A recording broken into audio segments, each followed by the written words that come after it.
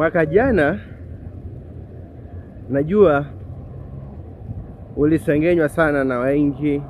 Mwaka jana najua ulichekelewa sana manduku, marafiki na jamii kwa jumla.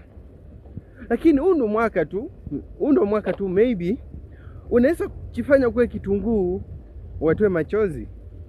Kwa hiyo huu mwaka ukijipanga vizuri, ukijizingatia vizuri, ukijipackage vizuri tu, I swear and I promise this year gonna be the year of yours. Utawafanya walie wale kucheka last year ya kwamba sijui nini, kwa sababu ambazo wasieleweki.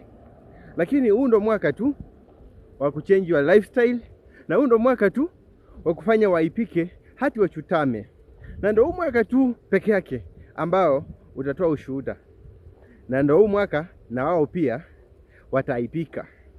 Na huu mwaka kanyanga shetani na umpike mateke, au sio bana? Tusingatie, tuchitume na tuchikase.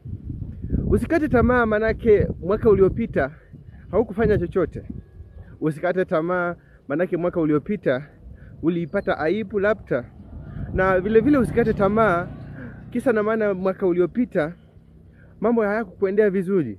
Huu ndo mwaka sasa, huu 2026, huu mwaka your life is going to change definitely. Trust me, trust God. Huu mwaka your life will be changed, au sio bana? I wish you all the best success the whole of this year. Yes.